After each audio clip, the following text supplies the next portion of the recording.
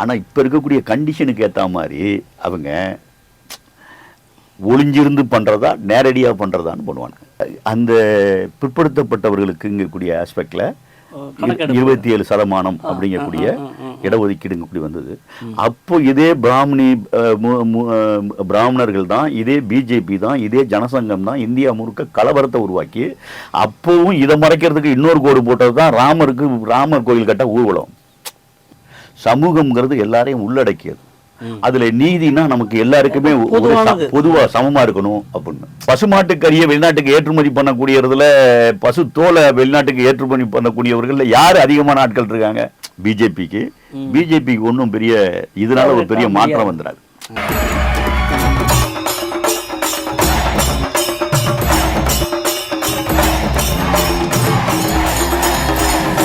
எவ்வளவு பெரிய அயோக்கியத்தனம் பார்த்தீங்க அப்படின்னா. ஆகவே உங்களுக்கு என்ன இருக்கு அப்படின்னா, அவங்களுக்கு ரெட்ட நாக்கு. அவனுடைய நோக்கம் என்ன இருக்குன்னா, முஸ்லீமை கட்டியும் பிடிச்சிப்பான். முஸ்லீம் விரோதம்ங்கக்கூடிய விஷயங்கள்லாம் இல்லை, அதானே. அவனை கட்டியும் பிடிச்சிப்பான். உங்களுக்கு அது என்ன, பசு புனிதமானது. பசுமாட்டு கறியை வெளிநாட்டுக்கு ஏற்றுமதி பண்ணக்கூடியதுல பசு தோலை வெளிநாட்டுக்கு ஏற்றுமதி பண்ணக்கூடியவர்கள் யாரு அதிகமான ஆட்கள் இருக்காங்க? பிராமணர்கள் தானே இருக்காங்க. நம்ம எல்லாரும் இஸ்லாமியர்கள் நினைச்சிட்டு இருப்போம். புள்ளி விவரம் அதுதானே காட்டுது. பணம் பண்றவனுக்கு என்ன இருக்கு? நாய் வித்த காசு குறைக்காதுங்கிற மாதிரி அதான் பண்ணிக்கிட்டு இருக்கான். ஆனா பேச்சு ஒண்ணு வேற பேசுறான், வெளியில வேற ஒண்ணு பேசுறான் பாத்தீங்க அப்படின்னா. ஆகவே உங்களுக்கு என்ன இருக்குன்னா, கடுமையான எதிர்ப்புனாலதான் இன்னைக்கு இந்த பேச்சே வந்திருக்கு. இது எடுபடுமா எடுபடாதாங்கக்கூடிய விஷயத்த நம்ம சொல்லும்போது கண்டிப்பா இந்த மாதிரியான விஷயங்கள்லாம் உங்களுக்கு இது மிகப்பெரிய அளவுக்கு ஃபயர் பேக்காக தான் ஆகுமே தவிர பிஜேபிக்கு ஒன்றும் பெரிய இதனால ஒரு பெரிய மாற்றம் வந்துடாது.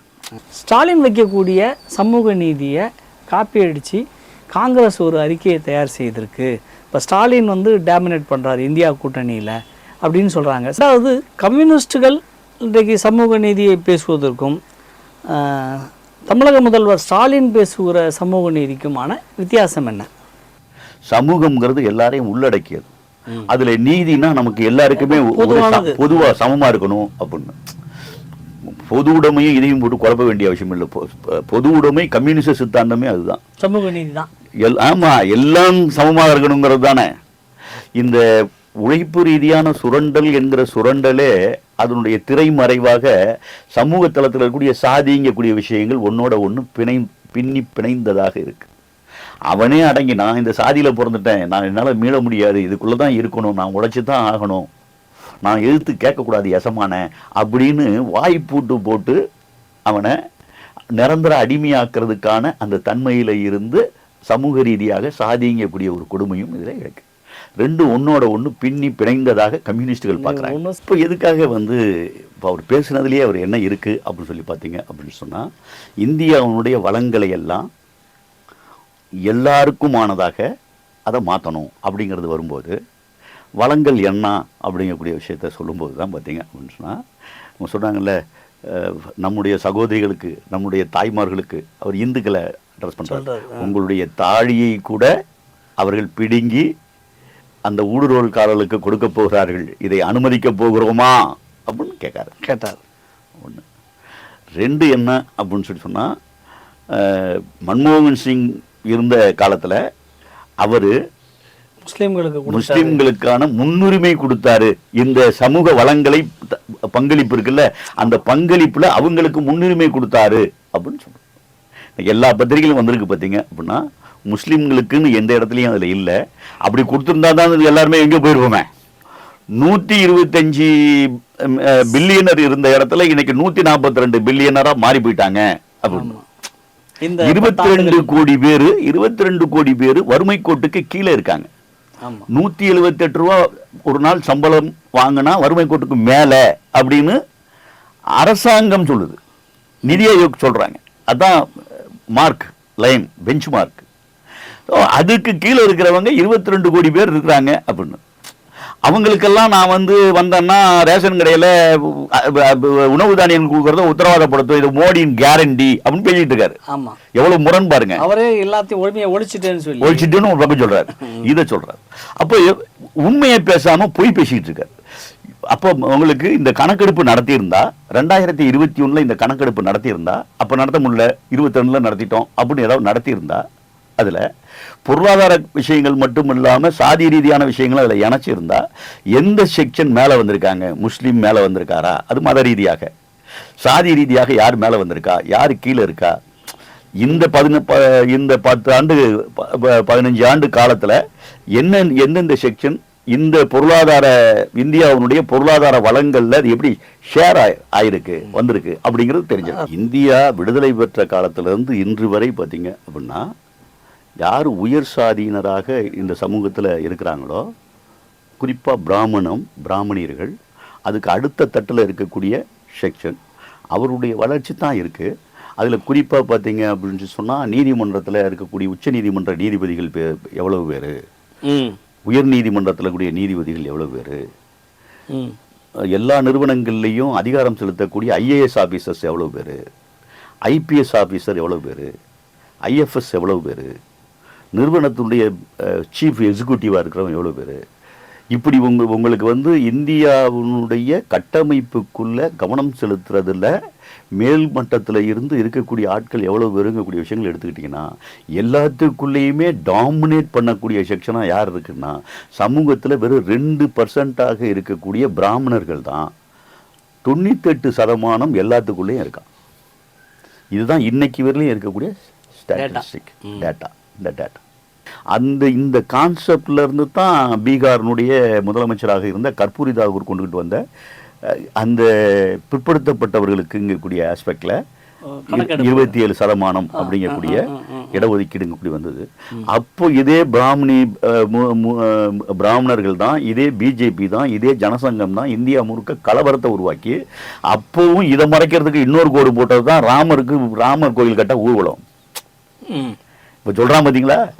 இதே மாதிரி அன்னைக்கு இதை பின்னுக்கு தள்ளி, இடஒதுக்கீட்டை பின்னுக்கு தள்ளி, இவன் நியாயமான கோரிக்கையை பின்னுக்கு தள்ளிட்டு பெரிய ஊர்வலம் அப்படின்னு ராமர் கோயிலை நோக்கி ஊர்வலம், செங்கல் பூஜை, மற்றது ராமருக்கு எல்லாம் இது பண்ண போறோம் அப்படிங்கிற ஒரு திசை திருப்பல்ங்கிறது அன்னைக்கு வந்துச்சு. பார்த்தீங்கன்னா இவங்க தான் 27% இடஒதுக்கீடு வந்ததுக்காக மண்டல் கமிஷனுக்கு எதிராக அவருடைய ஆட்சியை கலைச்சவங்க.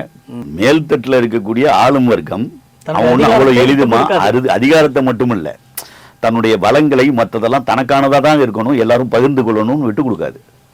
அதனால தான் அது மண்டல் கமிஷனாக இருக்கலாம், அது இடஒதுக்கீடாக இருக்கலாம், அது மற்றதாக இருக்கலாம். இதையெல்லாம் மனப்பூர்வமாக அக்செப்ட் பண்ணாதனால இந்த செக்ஷன் மேலே வர முடியல. அதெல்லாம் ஒரு நாளில் சைவ பூனையெல்லாம் மாறிடாது. புலி பசிச்சு கிடந்தாலும் புல்லை திங்காதில்ல, அது எதை சாப்பிடுமோ அதுதானே திங்கும். அதனால என்னென்னா அப்படியெல்லாம் நம்ம இது பண்ணிட வேண்டிய அவசியம் இல்லை. அதை தான் பண்ணும். ஆனால் இப்போ இருக்கக்கூடிய கண்டிஷனுக்கு ஏற்ற மாதிரி அவங்க ஒளிஞ்சிருந்து பண்ணுறதா நேரடியாக பண்ணுறதான்னு பண்ணுவாங்க. மகாத்மா காந்தியை போய் நேராக போய் குனிஞ்சு கும்பிட்டு சுட்டா மாதிரி, புரிதுங்களா? அந்த மாதிரி மறைஞ்சிருந்து செய்கிற வேலைகளை பண்ணுவாங்க.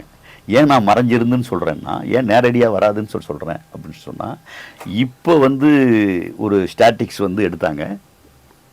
அது ஒன்றும் நம்ம எடுத்ததில்லை, அவங்க தான் எடுக்கிறாங்க. யார் இந்த சமூகத்தினுடைய மேல்மட்டத்தில் அதிகாரத்தை கையில் வச்சுருக்காங்களோ அவங்க போய் எடுக்கிறாங்க. அப்படின்னா என்ன சூழல் இருக்குன்னு பார்க்குறதுக்காக எடுக்கிறாங்க. எடுக்கும்போது இப்போ சொல்கிறாங்களே இந்து ராஷ்டிரா அப்படின்னு, அவர் ஏன் நான் இந்த அரசியல் சட்டத்தை மதிப்பேன் அப்படின்னு சொல்கிறாரு, ஆனால் அரசியல் சட்டத்துக்கு எதிராக பண்ணுறாரு. ஆனால் யார் சொன்னது நான் போய் இந்த அரசியல் சட்டத்தை மாற்றுவேனா, அதன் அடிப்படையில் தான் இருப்பேன் இப்போ பேசினார்ல? ஆமாம். ஏன் பேசினார்? அப்படி பேசுறதுக்கு காரணம் என்ன அப்படின்னா, ஜனங்க என்னவா இருக்காங்க அப்படின்னு போய் ஒரு பல்ஸ் பார்க்குறது இதை போய் எடுக்கிறாங்க.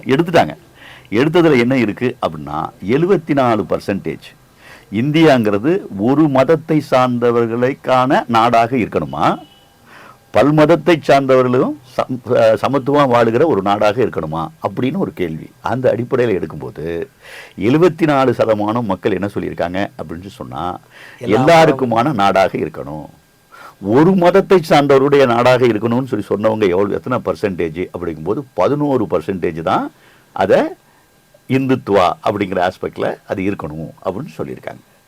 இதில் இளைஞர்கள் ஒவ்வொரு செக்ஷனுக்கு கணக்கெடுக்கும் போது இன்றைக்கி இளைஞர்கள் அப்படின்னா அவன் ஃபஸ்ட்டு ஓட்டர்ஸ், அந்த இளைஞர்கள் மாணவர்கள் அவன் எவ்வளவு பேர் சொல்லியிருக்கான் அப்படிங்கும்போது 84% எல்லாருடைய எல்லா சமூகம் இணைஞ்ச ஒரு நாடாகத்தான் அந்த நாடு பயணிக்கணும் அப்படிங்கிற கருத்தை தெரிவிச்சிருக்காங்க. அதிகாரம் தன் கையிலே இருக்கிறதுனால RSS இன்னைக்கு பிஜேபி இந்த ஆட்டம் போடுதே தவிர அதிகாரம் போயிருச்சுன்னா இவங்க எல்லாம் இருக்கிற இடத்துல எங்க இருக்கானே தெரியாது. இப்ப இருக்கிறவன் முக்கால்வாசி பேர் ஜெயிலுக்குள்ள இருக்க வேண்டியவன், எல்லாம் கிரிமினல்ஸ், குற்றப்பின்னணி கொண்டவன், குற்றம் செஞ்சவன், மன்னிக்க முடியாத குற்றங்கள்லாம் அவங்க கிட்ட இருக்கு. ஆமா, எல்லா குற்றம் இவங்க மேல கேஸ் போடணும்னா இப்ப இருக்கக்கூடிய சிபிஐ பத்தாது, இடி பத்தாது, புதுசா ஏதாவது நாளை உருவாக்கணும். பாத்தீங்க அப்படின்னா ஒடுக்குமுறை சார்ந்த கருத்தியலை, தீண்டாமைக்கு ஆதரவான கருத்தியலை, ஒடுக்கப்பட்ட மக்கள் மேலும் ஒடுக்கப்பட்ட மக்களாகவே இருக்கணுங்கிற கருத்தியலை, நாங்க தான்டா அப்படிங்கக்கூடிய விஷயத்த சொல்றதுக்கு ஒரு துணிச்சல் வேணும்ல. ஆனா அதை சொல்லிக்கிட்டு இருக்காங்க கூடிய பொசிஷன் தான் இன்னைக்கு இருக்கு. அதுக்கு அதிகார பக்கபலமாக பார்த்தீங்க அப்படின்னா இருக்கு. காலம் மாறுது, காற்று மாற்றி அடிக்குது. இதையெல்லாம் ஜனங்க இப்போ வந்து இது பெரிய விஷயமா தெரியலை. கடுமையான அளவுக்கு வறுமையும் வேலையில்லா திண்டாட்டமும் அல்லது வந்து தொழில் நிலைமைகளும் ஒரு மிகப்பெரிய பிரச்சனையாக மாறி போச்சு. இந்த 15 ஆண்டுகளில் இவர் சொல்றாருல யாருக்கெல்லாம் சமூக வளங்களை பிரித்து கொடுக்குறோம் அப்படின்னு, இவர் சமூக வளங்களை அவங்க நண்பர்களுக்கு பிரித்து கொடுத்தாரு. அம்பானி அதானிக்கு பிரிச்சு சாதாரண மக்களே பேசுறாங்க, எல்லாருக்கும் பெருமுதலாளிகளுக்கு பிரிச்சு கொடுத்துட்டாரு. நீங்க ஊடுருவல்காரன், இன்னைக்கு ஊடுருவல்காரன் யாரு?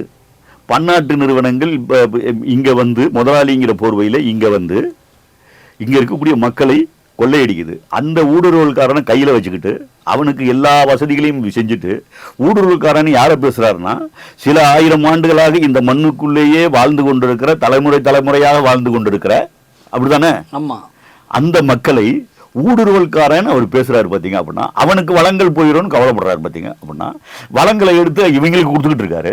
ஆகவே மிகப்பெரிய அளவுக்கு ஒரு நெகட்டிவ் பாலிடிக்ஸ்ங்கக்கூடிய விஷயத்தை அவர் வந்து பண்ணிக்கிட்டு இருக்காரு. இது எடுபடாது. நம்பிக்கையோடு இருக்கலாம். ஜூன் 4க்கு மேல பிஜேபி இல்லை. இந்த நம்பிக்கையோடு இந்த எங்களுக்கு கருத்துக்களை எல்லாம் பகிர்ந்து கொண்ட உங்களுக்கு எங்களை நன்றியை தெரிவித்துக் கொள்கிறோம். நன்றி.